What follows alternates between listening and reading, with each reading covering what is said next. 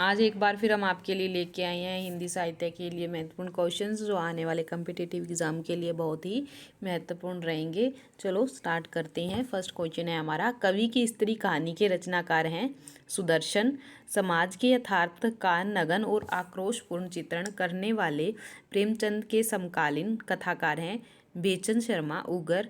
कहानी को घटना के स्तर से उठाकर चरित्र और मनोवैज्ञानिक स्तर पर लाने वाले ये जो थे प्रथम कलाकार कौन रहे? जैनेंद्र रहे। सतमी के बच्चे किसका कथा संग्रह है? तो यह सतमी के बच्चे है जो राहुल सांकृत्यायन का संग्रह है, कथा संग्रह है। कौन सी यज्ञ की कहानी नहीं है?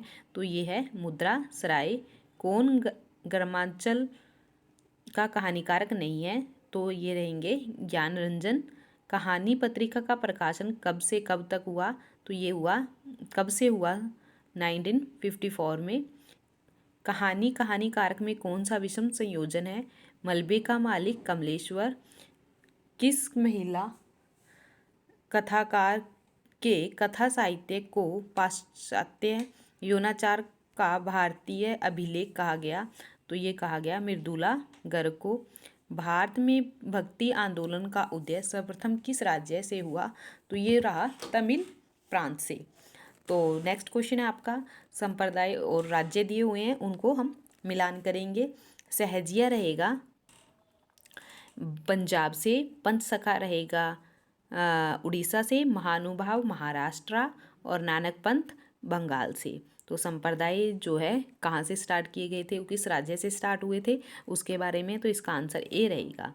निम्नलिखित आचार्यों का वरिष्ठता क्रम क्या है? तो रामानुजाचार्य, फिर आएंगे मध्वाचार्य, फिर आएंगे निम्बार्काचार्य। किस दर्शन से में संसार का ब्रह्मा से भिन्न और अभिन्न दोनों माना है? जो ब्रह्मा से भिन्न और अभिन्न दोनों माना गया है तो किसको माना गया है? तो ये द्वैतवाद को माना गया है। भेदाभेदभाव किस दर्शन को कहा गया है? तो ये भी द्वैतवाद को ही भेदभाव दर्शन कहा जाता है। राम और कृष्ण किसके पूर्णावतार माने जाते हैं? तो ये विष्णु के पूर्णावतार माने जाते हैं। रामानुजाचार्य का समय क्या रहा? रामानुज का जो समय था वो 11वीं शताब्दी रहा। रुद्र संप्रदाय के प्रवर्तक जो रहे विष्णु स्वामी थे। जो रुद्र संप्रदाय के प्रवर्तक कौन थे? विष्णु स्वामी। द्वैतवाद दर्शन के संदर्भ में कौन सा कथन असत्य है? बाकी सब सत्य है। द्वैतवाद में क्या कहा गया है? जगत सत्य है, ईश्वर और जीव का भेद वास्तविक है, समस्त जीव हरि के अनुचर हैं। तो ये बात इसमें असत्य है कि संसार जो मिथ्या है, ये बात इन्होंने नहीं कही। स्वामी मध्वाचार्य का संप्रदाय किस नाम से विख्यात है? स्वामी मध्वाचार्य का संप्रदाय किस नाम से विख्यात है? तो ये ब्रह्मा संप्रदाय के नाम से विख्यात है। द्वैतवाद के प्रतिष्ठापक आचार्य हैं जो द्वैतवाद के हैं जो मध्वाचार्य हैं। रामानुजा ने किस दार्शनिक सिद्धांत की स्थापना की थी? तो इन्होंने की थी विशिष्टता द्वैतवाद किसका दार्शनिक सिद्धांत है? तो ये रहेगा निम्बार्काचार्य का। श्री संप्रदाय का संबंध किससे है? श्री संप्रदाय का संबंध है जो किससे माना जाता है? तो यह रामानुजाचार्य से माना जाता है। राधा कृष्ण को युगलोपासना का विधान किस संप्रदाय में किया गया? जो राधा कृष्ण है कि युगलोपासना का विधान है जो किस संप्रदाय में किया गया? तो ये रहेगा निम्बार्क संप्रदाय में किया गया। निम्नलिखित में से कौन आचार्य अकबर के समकालीन है? इसमें से कौन है जो अकबर के समकालीन है? तो वो रहे वल्लभाचार्य। वल्लभाचार्य का दार्शनिक सिद्धांत क्या है? वल्लभाचार्य का जो दार्शनिक सिद्धांत है वो शुद्ध द्वैत है। कथा सतीसर किस लेखिका का उपन्यास है? जो कथा सतीसर है जो किस लेखिका का है? वो है चंद्रकांता का। निम्नलिखित काव्य पंक्तियों को उनके रचनाओं से सुमेलित कीजिए। जो ये है बताइए तो कौन सी जो सुमेलित सही है इसमें से ये बताना है हमने। तो इसका आंसर रहेगा ए रहेगा इसका आंसर। समझदार की मौत है, समझदार की मौत है निबंध के लेखक हैं तो वो हैं प्रताप नारायण मिश्र। प्रयाण रस की चर्चा सर्वप्रथम किसने की? तो ये की रुदर्ट ने। रुदर्ट ने चित्तर तुरंग न्याय पर आधारित रस सिद्धांत किस आचार्य का है? तो ये रहेगा शंकुक। साधारणीकरण का सर्वप्रथम विवेचन करने वाले आचार्य हैं, तो कौन थे आचार्य? वो भट्ट नायक थे। किस आचार्य ने रस निष्पत्ति के सिद्धांत को आरोपवाद कहा है?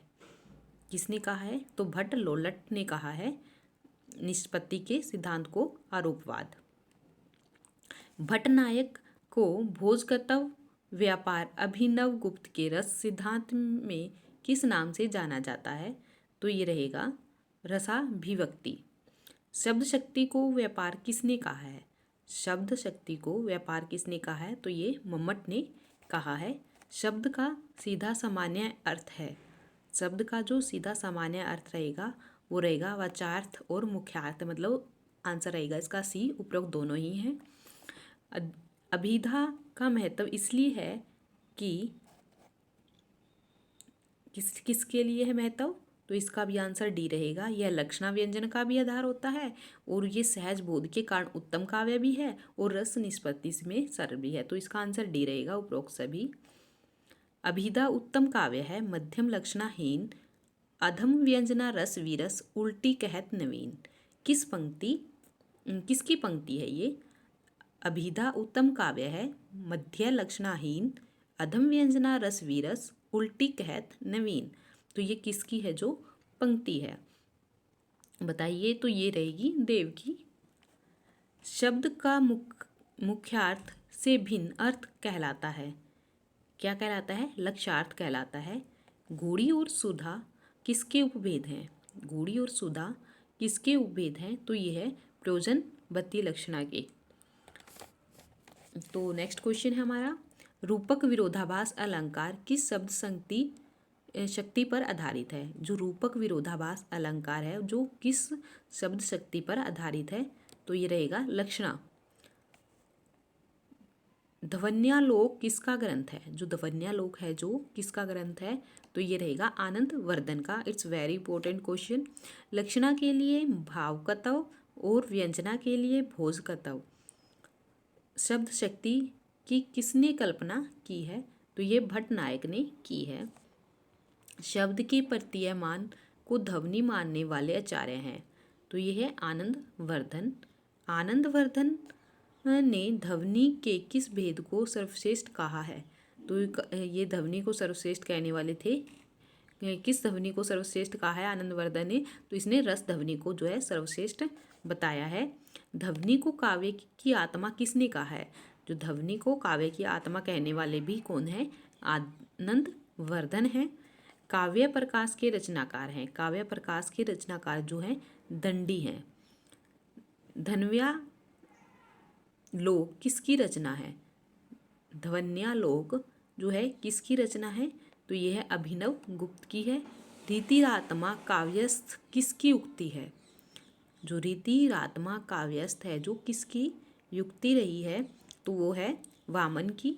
आचार्य कुंतक ने रीति को क्या कहा है? जो आचार्य कुंतक हैं उसने रीति को किस नाम से जाना है? तो उन्होंने रीति को मार्ग कहा है।